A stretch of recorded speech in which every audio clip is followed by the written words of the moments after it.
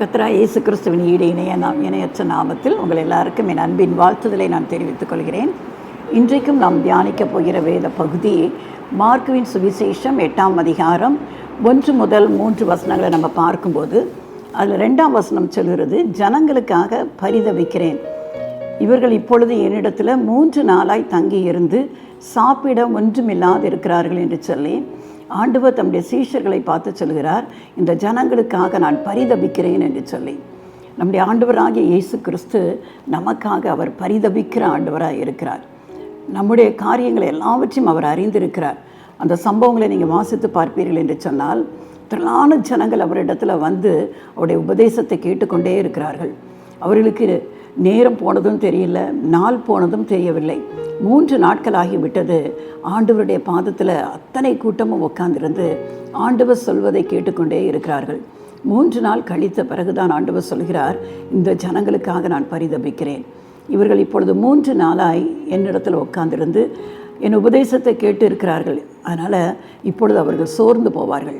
ஏன்னா 3 நாள் அவர்கள் சாப்பிடலை, முழு நேரமும் ஆண்டவரை வார்த்தைகளே அவர்கள் கேட்டுக்கொண்டே இருந்தார்கள். அதனால் அவர்கள் பட்டினியாக இருக்கிறார்கள். இப்படியே நம்ம பட்டினியாக அவர்களை அனுப்பிவிட்டோம் என்று சொன்னால் அதில் சில பேர் தூர இடத்துலேருந்து வந்திருக்கிறாங்க. ஒருவேளை பக்கத்திலிருந்து வந்தவங்க போய் உடனே வீட்டில் சாப்பிட்டுருவாங்க. தூர இடத்துலேருந்து வந்திருக்கிறார்கள். அந்த நாட்களில் இப்படிப்பட்ட வரத்து வசதிகள் இல்லாத நாட்களில் அவர்கள் கால்நடையாக எவ்வளவு தூரம் போக வேண்டும். வழியில் அவர் பட்டினியினால் சோர்ந்து போவார்களே என்று சொல்லி கர்த்தர் அந்த ஜனங்களுக்காக அவர் பரிதபிக்கிற ஆண்டவராக இருக்கிறார். இன்றைக்கும் நம்முடைய ஆண்டவராகிய இயேசு கிறிஸ்து நமக்காக பரிந்து பேசுகிற தேவன் மட்டுமல்ல, நமக்காக பரிதபிக்கிறார். நம்ம நினைக்கிறோம், யார் எனக்காக பரிதாபப்படுவார், என் நிலைமை யாருக்கு தெரியும், யாருக்கு சொன்னாலும் அவர்களுக்கு புரிந்து கொள்ள மாட்டேன் என்கிறார்களே, என்னுடைய மனது எவ்வளோ வேதனையில் இருக்கிறது, யாருக்குமே இதை குறித்து ஒரு சிந்தனையுமே இல்லை, ஒருவேளை என் வீட்டில் உள்ளவர்கள் கூட என் நிலைமையை அவர்கள் புரிந்து கொள்ளாமல் இருக்கிறார்களே என்று சொல்லி அநேக நேரம் நம்ம தனிமையில் ஒருவேளை புலம்பிக் கொண்டு இருக்கலாம். இதை கேட்டுக்கொண்டு இருக்கிற அருமையான சகோதர சகோதரிகளே, ஒருவேளை இந்த வேளையில் உங்கள் மனதில் இப்படிப்பட்ட எண்ணங்கள் வரலாம்.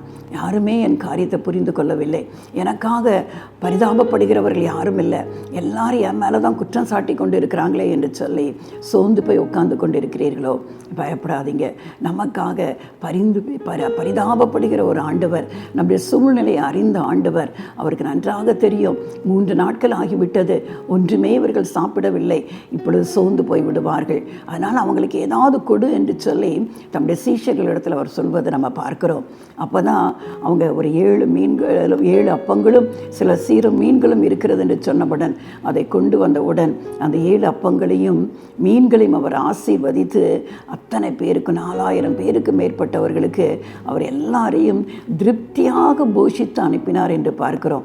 ஏனென்று சொன்னால் மீதியான துணிக்கைகளை அவர்கள் 7 கூடை நிறைய சேகரித்தார்கள் என்று வேதம் சொல்கிறது.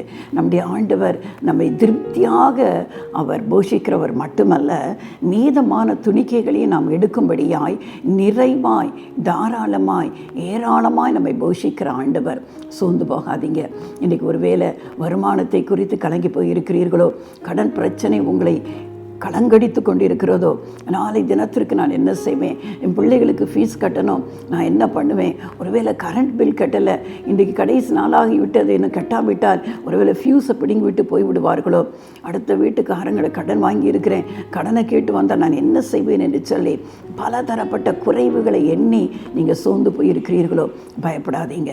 அன்றைக்கு அத்தனை பேரை ஒரு 7 அப்பங்களை கொண்டு 2 சிறு மீன்களை கொண்டு போஷித்த ஆண்டவர், அவரிடத்தில் உங்கள் குறைவுகளை நீங்கள் சொல்லும்போது, உங்களுடைய பிரச்சனைகளை சொல்லும்போது, நீங்கள் இருக்கிற நிலைமையை சொல்லும்போது உங்களுக்காக அவர் பரிதாபப்படுகிற ஆண்டவராக இருக்கிறார். பரிதாபப்பட்டு அப்படியே சும்மா பரிதாபத்தோடு போகிற ஆண்டவரை பேச்சளவில் அநேக பேர் சொல்லுவாங்க, நான் அவனுக்கு உதவி செய்கிறேன் என்று சொல்லுவாங்க. ஆனால் அதுக்கு பிறகு அவங்கள தேடி அவங்கள காணவே முடியாது, எங்கே போனாங்கன்னே தெரியாது. ஒருவேளை திரும்ப நீங்கள் அன்றைக்கி சொன்னீங்களே என்று சொல்லி அவர்கிட்ட உதவி கேட்டு நான் போவோம் என்று சொன்னால், அப்படியா நான் மறந்து விட்டேனே, இப்போ என்னிடத்துல பணம் இல்லையே என்று சொல்லி உங்களை விரட்டி விடுவார்கள். ஆனால் ஆண்டவர் அப்படி அல்ல. வெறும் வார்த்தையோடு ஜனங்களுக்காக நான் பரிதாபப்படுகிறேன் என்று சொன்ன ஆண்டவர் தம்முடைய சீஷர்களை கூப்பி அவர்களுக்கு உணவு கொடுக்க சொன்னார். பாருங்கள், உணவு கொடுத்ததும் எல்லாரும் திருப்தியாக சாப்பிடுகிற அளவுக்கு அந்த உணவை அவர் ஆசீர்வதித்து கொடுத்து மீதியானதையும் சேகரிக்கும்படியாய் ஆண்டவர் செய்கிறார். உங்களுக்கு எவ்வளவு தேவையோ அவ்வளவும் அவர் கொடுப்பது மட்டுமல்ல, அதிலும் மீதமானதை நீங்கள் சேர்த்து வைக்கும்படியாய் அவர் உங்களுக்கு உதவி செய்கிற ஆண்டவராக இருக்கிறார். அவர்கிட்ட கேளுங்க, ஆண்டவரே நீர் எனக்காக பரிதாபப்படுகிற ஆண்டவர் அல்லவா? அன்றைக்கு செய்த ஆண்டவர் இன்றைக்கும் என் நிலைமையை நீங்கள் அறிந்திருக்கிறீங்களே. நான் இதை கேட்டுக்கொண்டு இருக்கும்போது கண்ணீரோடு கேட்டுக்கொண்டிருக்கிறேனே, எனக்கு நீங்கள் உதவி செய்யுங்க, என் வாழ்க்கையில் ஒரு அற்புதம் நடக்கட்டும் என்று சொல்லும்போது அன்றைக்கு செய்த அதே ஆண்டவர் நீங்கள் அவரை நம்பும் போது, அவர் மேல் உங்கள் முழு நம்பிக்கையும் வைக்கும்போது அவர் இன்றைக்கும் உங்களுக்கு அதை செய்வதற்கு அவரால் முடியும். அவர் அத்தனை மகிமையும் வல்லமையும் படைத்த சர்வ வல்லமை பொருந்திய ஆண்டவர். ரெண்டாவது ஒரு காரியத்தை அவர் எங்கு பரிதாபப்பட்டார் என்று பார்க்கிறோம். யோனா தீர்க்கதரிசியின் புஸ்தகத்தில் நம்ம பார்க்கும்போது 4ஆம் அதிகாரம் 11ஆம் வசனம் சொல்கிறது, வலது கைக்கும் இடது கைக்கும் வித்தியாசம் இல்லாத 120,000 பேரை கொண்டு மனுஷருக்கும் அதிகமான மிருக ஜீவன்களும் இருக்கிற இந்த நினைவே பட்டணத்திற்காக நான் பரிதபியாமல் இருப்பேனோ என்று சொல்கிறார். ஒரு பட்டணத்திற்காக, அங்கு ஒரு திரளான கூட்டத்தின் மக்களுக்காக பரிதபித்த ஆண்டவர் இங்கு ஒரு பெரிய பட்டணத்திற்காக அவர் பரிதபிக்கிற ஆண்டவராக இருக்கிறார். யோனா தீர்க்கதரிசியின் புஸ்தகத்தை ஒருவேளை ஒரு 4 அதிகாரம் கொண்ட புஸ்தகம்தான் வேதத்தில் பார்க்கிறோம். அதை நீங்கள் வாசிக்கும் போது அதில் அநேகம் ஆயிரம் உண்மைகள் நமக்கு தெரிய ஆரம்பிக்கும். கர்த்தர் நினைவே பட்டணத்தின் பாவம் கொடிதான் இருந்தபடியினாலே அந்த பட்டணத்தை நான் அழித்து போடுவேன் என்று சொல்லி அதற்கு விரோதமாக போய் தீர்க்க தரிசனம் உரைக்க வேண்டும் என்று சொல்லி தம்முடைய தீர்க்கதரிசியாகிய யோனாவை அதற்கு நேராக அனுப்புகிறார். ஆனால் யோனா என்ன செய்கிறார்? அந்த நினைவே பட்டணத்துக்கு நேராக போகாமல் ஆண்டவர் சொன்ன காரியத்திற்கு கீழ்ப்படியாமல் தர்ஷீஸ் என்ற ஒரு பட்டணத்தை நோக்கி போக ஆரம்பிக்கிறார். கப்பலில் பிரயாணம் பண்ணி கொண்டு இருக்கும்போது யோனாவின் கீழ்ப்படியாமை நிமித்தம் ஆண்டவர் அந்த கடலில் என்ன செய்கிறார்? ஒரு பெரிய காற்றை வீசப்படுகிறார். பெருங்காற்றில் அந்த கப்பலே மூழ்கி போகும் அளவுக்கு அடிக்கிறத நம்ம அந்த வேதத்தில் வாசிக்கிறோம். எல்லாரும் பயந்து வாங்க, மாலுமிகள் சொல்கிறாங்க, தேவனை நோக்கி வேண்டிக் கொள்ளுங்கள் என்று சொல்லி. ஆனாலும் கடல் மும்மரமாய் கொந்தளித்து கொண்டு இருக்கிறது. அப்போ யார் நிமித்தம் இது வந்தது என்று சொல்லி சீட்டு போடுவோம் என்று சொல்லி எல்லார் பேரையும் எழுதி சீட்டு போடுகிறார்கள். ஆனால் யோனா பாருங்க, எதை குறித்தும் கவலைப்படாமல் அந்த கப்பலின் அடித்தட்டத்தில் போய் உட்காந்து நன்றாக நித்திரை பண்ணி கொண்டு இருக்கிறான். அவன்தான் கீழ்ப்படியாமல் தேவனுக்கு விரோதமான பாவம் செய்து ஆண்டவர் சொன்ன காரியத்தை செய்ய நிறைவேற்றாமல் போனவன். கொஞ்சம் கூட அவனுக்கு மனசாட்சியே இல்லை, மனசாட்சி உறுத்தவும் இல்லை. கர்த்தர் என்கிட்ட இதை சொன்னார், நான் செய்யாமல் இப்படி பிரயாணத்தில் இருக்கிறேன் என்று சொல்லி ஒரு காரியம் அதை குறித்து சிந்திக்காமல் அயர்ந்த நித்திரையாக இருக்கிறான். ஒருவேளை அந்த அளவுக்கு அவனுடைய மனது கடினப்பட்டு இருந்தது. ஒருவேளை இன்றைக்கு நம்ம ஏதாவது ஒரு காரியத்தை ஆண்டவர் செய்ய சொல்லி வேதத்தில் நம்ம வாசிக்கும் போது கர்த்தர் நம்மோடு இடைப்படும் போது அதை செய்யாவிட்டால் நம்முடைய மனசாட்சி நிச்சயம் நம்மை குத்த ஆரம்பிக்கும் அல்லவா? ஐயோ, இந்த வார்த்தையின்படி நான் செய்ய தவறிவிட்டவனே என்று சொல்லி. ஆனால் யோனா கர்த்தரால் தெரிந்து கொள்ளப்பட்ட ஒரு பெரிய தீர்க்கதரிசி. ஆனால் அவனை பாருங்க, அந்த மனசாட்சி கடினப்பட்டது நிமித்தம் அயர்ந்த நித்திரை பண்ணுகிறான். அப்போ தான் எல்லாரும் அவனை எழுப்பி அவன் எங்கே இருந்து வருகிறான், அவன் யார் என்று சொல்லும்போது அந்த சீட்டு ஏன்னா யோனாவின் பேருக்கு விழுந்தது. அவங்க சொல்கிறாங்க, யார் நிமித்தம் அந்த கொந்தளிப்பு வந்ததுன்னு நம்ம சீட்டு போடணுங்கிற போது யோனாவின் பேரில் சீட்டு விழுந்துருது. ஆனால் அதுக்கப்புறம் தான் யோனாவை எழுப்பி, நீ யார், நீ எங்கிருந்து வருகிறேன் என்று சொல்லும்போது அவன் அப்பொழுது தான் சொல்கிறான், வானத்தையும் பூமியும் சமுத்திரத்தையும் உண்டாக்கின தேவனாகிய கர்த்தருடைய ஊழியக்காரன் என்று சொல்லி என் நிமித்தம் தான் இந்த கடல் கொந்தளித்திருக்குது. ஆனால் நீங்கள் என்ன தூக்கி கடலில் போட்டுட்டீங்க என்று சொன்னால் இந்த புயல் உங்களுக்கு அமர்ந்து போய்விடும் என்று சொல்கிறான். ஒருவேளை அவங்க பயப்படுறாங்க, ஆனாலும் இந்த மனுஷனுடைய இரத்த பழிக்கு நாங்கள் குற்றமற்றவர்கள் என்று சொல்லி யோனாவை என்ன செய்கிறாங்க? கப்பலில் இருந்து கடலில் தூக்கி அவனை போட்டு விடுகிறார்கள். ஆனால் ஆண்டவர் ஒரு திட்டம் நம்மை குறித்து வைத்திருந்தார் என்று சொன்னால் நம்ம எப்படி தான் அதுக்கு விலகி ஓடினாலும் ஆண்டவர் அந்த திட்டத்திற்கு நிச்சயமாய் அநேக காரியங்களை, சம்பவங்களை நம்முடைய வாழ்க்கையில் அவர் அனுமதித்து அது நிமித்தம் அவர் நம்மை கொண்டு செய்ய வேண்டியது அவர் நிச்சயம் அவர் செய்து முடிப்பார். அதை தான் அங்கே பார்க்கிறோம். யோனாவை கடலில் போட்டவுடனே யோனாவை விழுங்கும்படியாய் கர்த்தர் ஒரு பெரிய ஒரு மீனை ஆயத்தம் பண்ணி வைத்திருந்தார். அந்த மீனின் வயிற்றில் அந்த மீன் யோனாவை அப்படியே விழுங்கி விட்டது மட்டுமல்ல, 3 நாள் இரவும் பகலும் என்ன செய்தான், யோனா அந்த மீனின் வயிற்றிலே இருந்தான். அங்கேருந்து கூட ஒரு ஜெபம் பண்ணுகிறான் ஆண்டவர் சமூகத்தில். ஆண்டவரை போட்டு ஜபிக்கிறான். ஜபித்து விட்டு அப்போ தான் தன் குற்றத்தை உணர்கிறான், தன் தவறை உணர்கிறான். பொல்லாத மாயை பற்றி கொள்கிறவர்கள் மக்கள் தங்களுக்கு கர்த்தர் கிருபையாய் கொடுக்கிற கிருபையை அவர்கள் போக்கடிக்கிறார்கள் என்று சொல்லி அவர் பெரிய ஒரு ஜெபத்தை அவன் பண்ணுகிறத நம்ம பார்க்குறோம். கர்த்தர் மீனுக்கு கட்டளை கொடுக்கிறார். பாருங்கள், கர்த்தர் படைத்த ஒவ்வொரு மிருக ஜீவன்களும் கர்த்தருடைய வார்த்தைக்கு எப்படி கட்டுப்படுகிறது பாருங்கள். மீனை விழுங்க சொன்னார், விழுங்கிட்டது. மீனை கக்க சொன்னார், சரியாக கரையில் வந்து அது மீன் யோனாவை கக்கி போட்டது. 5 அறிவு கொண்ட மிருக ஜீவன்கள் கூட தன்னை படைத்த ஆண்டவருக்கு கீழ்ப்படியும் போது கர்த்தரால் தெரிந்து கொள்ளப்பட்ட ஒரு ஊழியக்காரன், கர்த்தரால் தெரிந்து கொள்ளப்பட்ட பிள்ளைகளாகிய நாம் எத்தனை முறை அவருக்கு நம்ம கீழ்ப்படியாமல் போய்விடுகிறோம் தெரியுமா? நாம் நம்முடைய கீழ்ப்படியாமல் நிமித்தம் நம்முடைய குடும்பங்களில், நம்முடைய தனிப்பட்ட வாழ்க்கையில் அநேக நேரம் நாம் என்ன செஞ்சுக்கிறோம், இப்படிப்பட்ட பெரிய கொந்தளிப்பு போன்ற சம்பவங்கள் நம்முடைய வாழ்க்கையில் நடைபெற ஆரம்பிக்கிறது. அப்படிப்பட்ட சம்பவங்கள் நம்முடைய வாழ்க்கையில் வரும்போது நிச்சயமாகவே நாம் நாமே ஆராய்ந்து பார்க்கணும். எந்த இடத்துல நான் தவறி இருக்கிறேன், இல்லை என் குடும்பத்தில் யாருடைய வாழ்க்கையிலாவது கர்த்தருக்கு பிரியமில்லாத காரியம் இருக்கிறதா, எது நிமித்தம் என் குடும்பத்தில் இப்படிப்பட்ட சம்பவங்கள் நடந்ததற்கு என்று சொல்லி நம்மை ஆராய்ந்து பார்க்கும்போது கர்த்தர் நிச்சயம் நமக்கு அதை உணர்த்துகிற தேவனாக இருக்கிறார். ஒரு நாள் நம்முடைய மனம் கடினப்பட்டு போய்விடக்கூடாது. கடினப்பட்டு போய்விடும் என்று சொன்னால் பிரச்சனைகள் அதிகமாக தான் செய்யும். எப்பவும் நம்ம தாழ்மைப்பட வேண்டும். ஆண்டவருக்கு முன்பாக தாழ்மைப்பட்டு, ஆண்டவரே என்னை ஆராய்ந்து பாருங்கப்பா, எதில் நான் தகுதி இருக்கிறேன், எது நிமித்தம் என் குடும்பத்தில் இத்தனை பிரச்சனை என்று சொல்லி நம்மை ஒப்பு கொடுக்கும்போது கர்த்தர் அந்த காரியத்தை நமக்கு உணர்த்தி காட்டுவார். அந்த காரியத்தில் நம்ம மனம் திரும்பி ஆண்டவர் சமூகத்தில் நம்ம மன்னிப்பை கேட்டுக்கொள்ளும்போது அந்த கொந்தளிப்பு அடங்குகிறத நம்ம பார்க்குறோம். அதுதான் யோனாவின் வாழ்க்கையில் நம்ம கற்றுக்கொள்ள வேண்டும். உடனடியாக யோனா அந்த நினைவே பட்டணத்தில் போய் பிரசங்கம் பண்ண ஆரம்பிக்கிறார். சின்ன பிரசங்கம்தான், 3 நாள் இருக்கிறது. அதுக்குள்ளே நினைவே என்ன செய்யும், பட்டணம் அழிந்து போகும் என்று சொல்லி அவர் பிரசங்கம் பண்ணுகிறார். ஒருவேளை நினைவே பட்டணத்தார் கர்த்தரை அறியாத ஜனங்கள். ஆனால் யோனாவின் பிரசங்கத்தை கேட்டவுடன் அந்த நினைவே பட்டணத்தின் ராஜா முதல் கொண்டு எல்லா மனுஷரும் ராஜா ஒரு கட்டளை கொடுக்கிறான், 3 நாளும் சாப்பிடாமல் இருக்க வேண்டும் என்று சொல்லி. சாப்பிடாமலும் தண்ணீர் குடியாமலும் அந்த ஆடு மாடு மிருக ஜீவன்கள் முதற்கொண்டு என்ன செய்கிறது, அவர்கள் சாப்பிடாமல் இரட்டு உடுத்தி கொண்டு உபவாசம் பண்ணுகிறார்கள். கர்த்தர் அவர்கள் தங்கள் மனம் திரும்பினதை கண்டு அவர்களை அழிப்பேன் என்று சொன்ன ஆண்டவர் அவர்களுக்கு மேலே அந்த நினைவே பட்டணத்திற்கு அழிவு வராதபடி அவர் அந்த பட்டணத்தை அந்த நாட்களில் காத்து கொண்டார். ஆனால் அந்த நினைவுக்கு சொல்லப்பட்ட அந்த அழிவு பிறகு சில ஆண்டுகள் கழித்து, ஏன்னா அதுக்கு பிறகு அவங்க திரும்பி மனம் மாறவில்லை. அதற்கு பிறகு திரும்ப அந்த நினைவே பட்டணம் அழிக்கப்பட்டது. ஆனால் அந்த நேரம் எப்பொழுது அவர்கள் மனம் திரும்பினார்களோ அப்பொழுது கர்த்தர் அவர்களுக்கு செய்வேன் என்று சொல்லி இருந்த அந்த தீங்கை குறித்து அவர் மனஸ்தாபப்பட்டு அந்த தீங்கை அப்பொழுது செய்யாமல் போய் நிறுத்திவிட்டார். ஆனால் இதை பாருங்க, யோனாவுக்கு அவ்வளவு கோபம் வருகிறது. இதுக்காக தானே நான் ஆண்டவர் மனம் இரக்கம் உள்ளவர், அவர் மன்னித்து விடுகிற தெய்வன் என்று சொல்லி தானே நான் முதலேயே நினைவே பட்டணத்திற்கு போகாமல் தர்ஷீசுக்கு கப்பல் ஏறினேன். இப்போ அதே மாதிரி தானே ஆண்டவர் செய்து விட்டார் என்று சொல்லி அவன் வாழ்க்கையில் சலித்து போய் என்ன செய்கிறான், ஒரு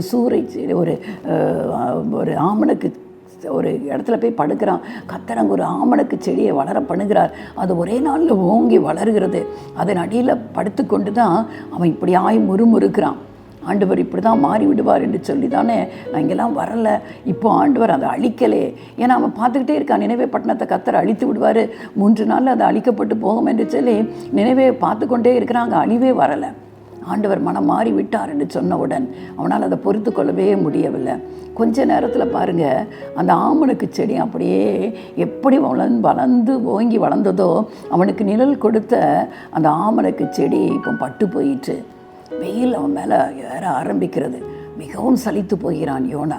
அப்படி தான் ஆண்டவர் அவனைக்கிட்ட பேச ஆரம்பிக்கிறார். வலது கைக்கும் இடது கைக்கும் வித்தியாசம் இல்லாத, அதை குறித்து அறியாத 2,20,000 பேருக்கும் அதிகமான பேர் இருக்கிற நினைவே பட்டணம். அநேகமாயிரம் மிருக ஜீவன்கள் இருக்கிற நினைவே பட்டணத்திற்கு நான் பரிதபியாமல் இருப்பேனா?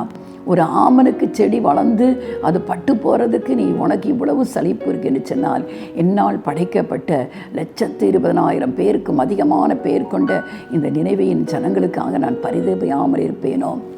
அவங்களுக்கு ஒரு சான்ஸ் திரும்ப நான் கொடுக்க போகிறேன் என்று சொல்லி அவர் யோனாவிடத்தில் பேசுகிறத நம்ம பார்க்குறோம்.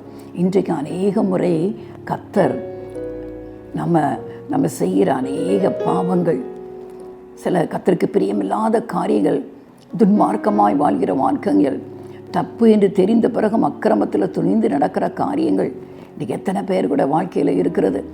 அவர் நீதி உள்ள தேவன், ஆனாலும் அவர் மிகுந்த பொறுமை உள்ளவர், நீடிய பொறுமை உள்ளவர். நம்ம செய்கிற அக்கிரமங்களுக்கு உடனடியாக தண்டனை வரும் என்று சொன்னால் நாம் ஒருவரும் தப்பிக்கொள்ளவே முடியாது. ஒருவேளை பழைய ஏற்பாட்டின் காலத்தில் பார்க்கிறோம், கண்ணுக்கு கண், பல்லுக்கு பல், கொலை செய்தவன் கொலை செய்யப்பட வேண்டும் என்று சொல்லி அப்படி எத்தனை கட்டளைகள் இருக்கிறது அல்லவா? அப்படிப்பட்ட கட்டளைகள் இன்றைக்கு இருக்கும் என்று சொன்னால் ஒருவரும் உயிரோடு வாழ முடியாது.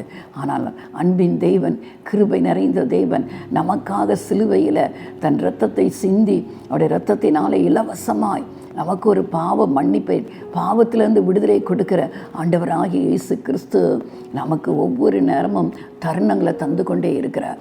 என் பிள்ளை மனம் திரும்பிடாதா, மனம் திரும்பி விடாதா என்று சொல்லி அவர் நம்மேல் கரிசனை உள்ள தேவனாக இருக்கிறார். அதனால தான் இந்த ஜனங்கள் மேலே, ஒருவேளை அந்த ஜனங்களுக்கு அவர் யார் என்று தெரியாது, தங்களை படைத்த தேவன் என்று தெரியாது, தங்களுக்கு விடுதலை கொடுக்கிறவ அந்த தேவன் அவர்தான் என்று அவர்களுக்கு தெரியாது. ஆனாலும் யோனா சொன்ன அந்த வார்த்தையை கேட்ட உடனே அவர்கள் மனம் திரும்பினார்கள், தங்களை தாழ்த்தினார்கள். கர்த்தர் அவர்களுக்கு இரக்கம் பாராட்டினார்.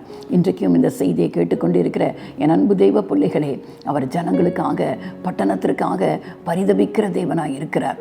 உங்கள் வாழ்க்கையில் உங்கள் மனதை கடினப்படுத்தி விடாதீர்கள். நான் எல்லாவற்றிலும் சரியாக தானே இருக்கிறேன் என்று நியாயம் பேசாதீங்க. நமக்கு மற்ற மனுஷரை பார்த்து அவங்கள காட்டில நான் நீதிமான் என்று சொன்ன அநேக நேரம் நாம் சுய நீதியோடு வாழ்ந்து கொண்டிருக்கிறோம்.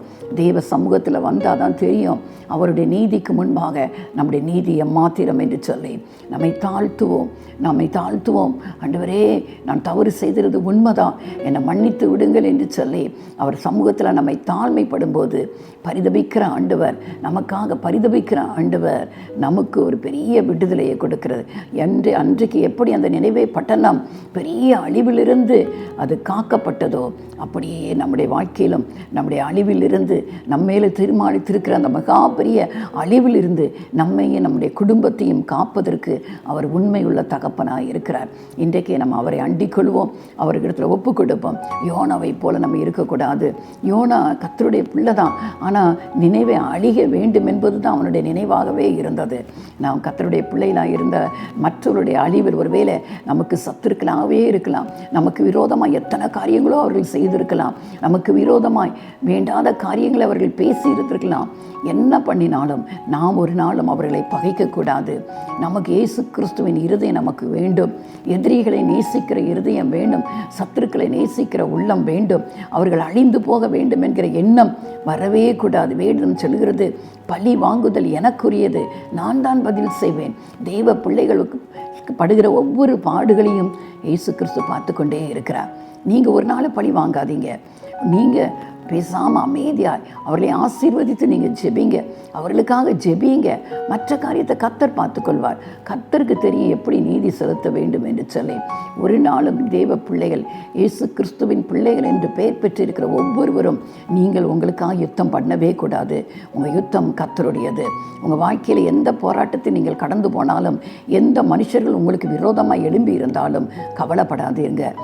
அந்த காரியத்தை ஆண்டவரிடத்தில் சொல்லிவிடுங்க. சத்துருக்கள் அழிந்து போக வேண்டும் என்று நினைக்காதீங்க. அப்படிதான் யோனா நினைத்தான். அவனுக்கு கர்த்தர் ஒரு சரியான பாடத்தை கற்பித்தார். அந்த ஆமனுக்கு செடியின் மூலம் தான் எவ்வளவாய் ஜனங்களுக்காக பரிதாபப்படுகிற தேவன் என்பதை யோனாவுக்கு கர்த்தர் விளக்கி காட்டினார். அதனால் அவர் நமக்காக பரிதாபப்படுகிற தேவன். அதே சுபாவம் தான் நமக்குள்ளே இருக்க வேண்டும். இன்றைக்கி நம்மை சுற்றி எத்தனை மக்கள் துன்மார்க்கத்தில் வாழ்ந்து கொண்டு இருக்கிறாங்க, கர்த்தர் இல்லாமல் வாழ்ந்து கொண்டு இருக்கிறாங்க. சில சமயம் சில செய்கிற காரியங்களை பார்க்கும்போது நமக்கே கோபம் வரும், இப்படியெல்லாம் செய்கிறார்களே என்று சொல்லி. ஆனால் நாம் அவர்களுக்காக பரிதாபப்பட வேண்டும். அவர்கள் இயேசுவை அறியவில்லை, நரகத்தை குறித்து அவங்களுக்கு தெரியாது, மரணத்துக்கு பின்பு உள்ள வாழ்க்கை அவர்களுக்கு என்னவென்று தெரியாது. அதனால தான் தன் அக்கிரமத்தில் துணிந்து நடக்கிற மனுஷரை பார்க்கிறோம். தாங்கள் செய்கிறது இன்னதென்றே தெரியாமல் வாழ்ந்து கொண்டிருக்கிற மக்களை பார்க்கிறோம். இலவசமாய் கொடுக்கிற ரட்சிப்பை, மன்னிப்பை அறியாத ஜனங்கள் நமக்கு முன்னாக வாழ்ந்து கொண்டிருக்கிறாங்க. அவர்களுக்காக நம்ம பரிதாபப்படணும். இயேசு கிறிஸ்துவில் இருந்து அந்த பரிதாபிக்கிற நமக்குள்ளே வரணும்.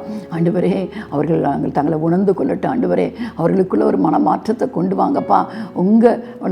நீங்கள் கொடுக்கிற அந்த பாவ மன்னிப்பை அவங்க பெற்றுக்கொள்ளும்படியாய் அவங்களுக்கு உதவி செய்யுங்கள் என்று சொல்லி அவர்களுக்காக நம்ம ஜெபிக்கிறவர்களாக இருக்க வேண்டும் என்று சொல்லி கர்த்தர் விரும்புகிறார். அவர்களுக்காக நம்ம ஜெபிக்கும்போது கர்த்தர் நம்மை ஆசீர்வதிக்கிற தேவனாக இருக்கிறார். இன்னொரு காரியத்தை நம்ம பார்க்கலாம். 1 யோவான் 2ஆம் அதிகாரம் 1ஆம் வசனம் சொல்லுகிறது, ஒருவன் பாவம் செய்வானானால் அப்படி கர்த்தராகிய இயேசு கிறிஸ்து நமக்காக பிதாவின் இடத்துல பரிந்து பேசுகிறவராக இருக்கிறார். நீதிபரராக இருக்கிற இயேசு கிறிஸ்து நமக்காக பிதாவின் இடத்துல பரிந்து பேசுகிறார். அது மட்டுமல்ல, அவர் நமக்காக பரிதாபப்படுகிற தெய்வன் மட்டுமல்ல, நமக்காக பரிந்து பேசி கொண்டிருக்கிறார். இன்றைக்கும் பரலோகத்தில் பிதாவாகிய தேவனுடைய வலது பாரிசத்தில் குமாரனா இயேசு கிறிஸ்து வீற்றிருந்து நமக்காக நாம் பாவம் செய்யும் போதெல்லாம் கொஞ்சம் பொறுத்து கொள்ளுங்க, இந்த ஒரு விசை மன்னித்துருங்க, இந்த ஒரு விசை என்று சொல்லி இன்னும் ஒரு வருஷம் இருக்கட்டும், இதுக்கு கொத்தி இதுக்கு எரு போடுவேன், கனி கொடுத்தால் சரி, கனி கொடுக்காவிட்டால் அழித்து போடலாம் என்று சொல்லி எப்படி அந்த ஒரு தோட்டக்காரன் ஓமையில் நம்ம பார்க்கிறோம். ஒரு அத்தி மரத்தை நட்டு அதன் கனிக்காக காத்திருக்கும் போது அந்த தோட்டக்காரர் சொல்கிறார், அதை வெட்டி போடு என்று சொல்லி. அப்போ தோட்டத்துக்காரன் சொல்கிறார், வேண்டாம், இன்னும் ஒரு வருஷம் அதுக்கு டைம் கொடுத்து பார்ப்போம். நான் அது வரைக்கும் அந்த செடி அத்தி மரத்தை சுற்றி நான் நல்லா கொத்தி விட்டு அதுக்கு எரு போடுகிறேன், அப்புறமா அதை கனி கொடாட்டினா அதை வெட்டி போடலாம், அதனால் இந்த ஒரு வருஷம் அது இருக்கட்டும் என்று சொல்லி பரிந்து பேசுகிறார். ஒருவேளை நாம் பாவம் செய்யும் போதெல்லாம் பிதாவாகிய தேவன் அவர் பாவத்தை பார்க்க மாட்டாத சுத்த கண்ணன் என்று வேதம் சொல்கிறது. ஆனால் இயேசு கிறிஸ்துவின் ரத்தம் நமக்காக பரிந்து பேசுகிறது. இன்னும் ஒரு ஆண்டு அவன் மனம் திரும்ப அவகாசம் கொடுப்போம்.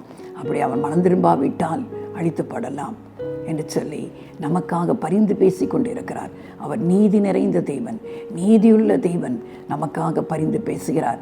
எப்படி ஒரு கோர்ட்டில் பார்க்கும்போது ஒருவன் தவறு செய்திருக்கும்போது அவனுக்காக ஒரு அட்வொகேட் என்ன செய்வார், ஜட்ஜிட்டில் அவருக்காக வாதாடுவார்.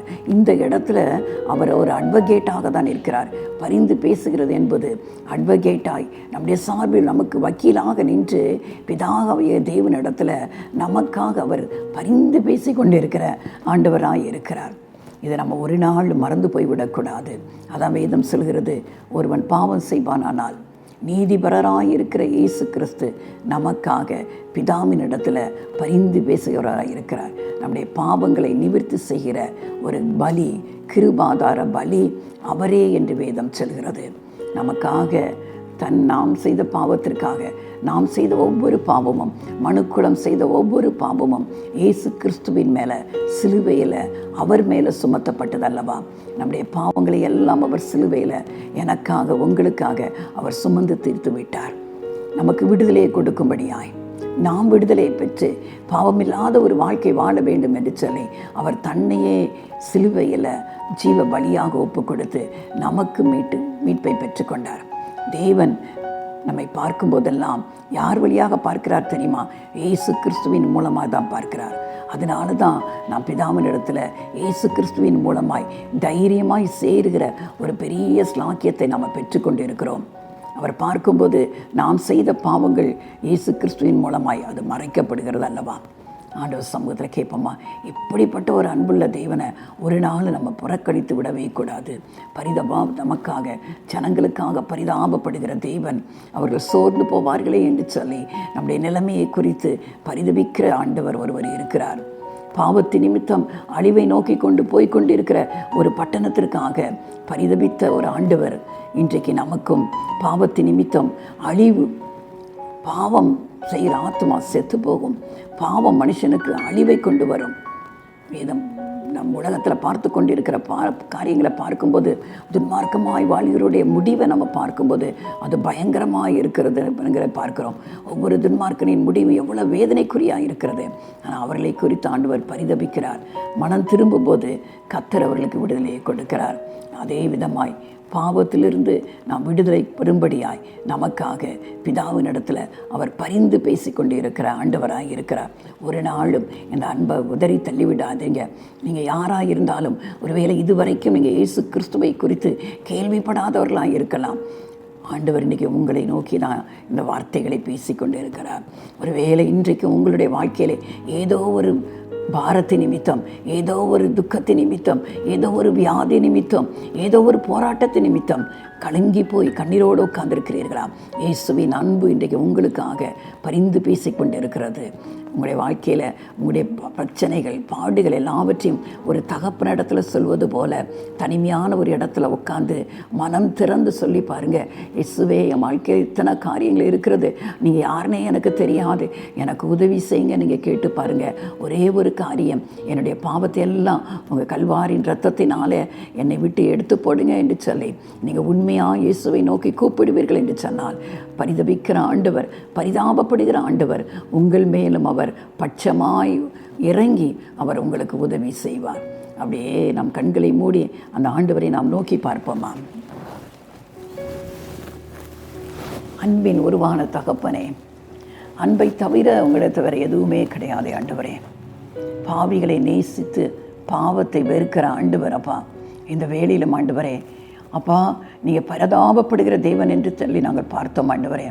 இந்த வார்த்தையை கேட்டுக்கொண்டு இருக்கிற ஜனங்கள் ஆண்டவரே, யாரெல்லாம் எந்தெந்த சூழ்நிலையில் இருக்கிறார்களோ, சோர்ந்து போய் இருக்கிறார்களோ ஆண்டவரே, தாங்கள் செய்த பாவத்து நிமித்தம் அப்பா மனதில் அமைதியே இல்லாமல் வாழ்ந்து கொண்டு இருக்கிறார்களோ, பாவம் இரவும் பகலும் அவர்களை இந்த நாளில் நித்திரையை கெடுத்து கொண்டு இருக்கிறதோ, இல்லை மற்ற சுற்றுக்களினால் வரும் பிரச்சனையோ, கடன் பாரங்களோ, ஏதோ ஒரு காரியத்தினாலே இன்றைக்கு ஆண்டவரே விடுதலை இல்லாமல் இந்த பிள்ளைகள் கண்ணீர் விட்டு கொண்டு இருக்கிறார்கள் அல்லவா? இந்த நாளிலும் அப்பா அன்பின் தகப்பன் ஆண்டவரே, ஒவ்வொருவருக்காகவும் ஆண்டவரே பரிதாபப்படுகிற தேவன், ஒரு மனுஷனும் கெட்டு போவது உங்களுடைய சித்தம் அல்ல என்று சொல்லி வேதம் திட்டமாக எங்களுக்கு சொல்லி இருக்கிறது அல்லவா? எல்லா மனுஷரும் ஆண்டவரே உங்கள் பிள்ளைகளாய் மாற வேண்டும், ரட்சிக்கப்பட்டு எப்பொழுதும் பரலோகத்தில் வாழ வேண்டும் என்று சொல்லி தானே ஆண்டவரே இந்த உலகத்தில் வந்து எங்களுக்காக ஜீவனை கொடுத்தீங்கப்பா. ஆண்டவரே, இப்பொழுதும் கேட்டுக்கொண்டு இருக்கிற ஒவ்வொரு பிள்ளைகளுக்கும் ஆண்டவரே நீங்கள் இரக்கம் பாராட்டுங்க. உங்கள் இரக்கம் வெளிப்படட்டும் ஆண்டவரே. எந்தெந்த காரியத்தில் எந்தெந்த தேவைகளுக்காக உங்களை நோக்கி பார்க்கிறார்களோ அந்த காரியத்தில் இப்பொழுதே அவருடைய வாழ்க்கையில் ஒரு அற்புதம் நடைபெறட்டும் ஆண்டவரே. இயேசு கிறிஸ்துவின் வல்லமையுள்ள நாமத்தினாலே ஒரு அற்புதம் நடைபெறட்டும் ஆண்டவரே. அவர்கள் கேட்கிறதுக்கு மேலாக அவர்களை செய்து ஆண்டவரே அவர்களை மகிழ பண்ணுங்க ஆண்டவரே. அவர்கள் கண்ணீரெல்லாம் துடைக்கப்படட்டும் அப்பா. அவருடைய துன்பமெல்லாம் இன்பமாய் மாறட்டும் ஆண்டவரே. இழந்து போனது எல்லாவற்றையும் திரும்ப அவர்கள் பெற்றுக்கொள்வார்களாக ஆண்டவரே. பகை உணர்ச்சிகள் விலகி போகட்டும் அப்பா. சமாதானம் சந்தோஷம் குடும்பத்தில் ஆளுகை செய்யட்டும் அப்பா. அன்பின் இயேசு கிறிஸ்து அந்த குடும்பத்தையும் தனிப்பட்ட நபர்களையும் நீங்கள் ஆட்கொண்டு வழி நடத்துங்க. இதுவரைக்கும் அவர்கள் அனுபவித்திராத ஆண்டவரே சமாதானமும் சந்தோஷமும் அவர்கள் வாழ்க்கையில் நிரம்பி வழியட்டும். நீங்கள் அப்படி செய்கிற கிருபைக்காக நன்றி செலுத்துகிறேன். இயேசுவின் நாமத்தில் பிதாவே, ஆமென்.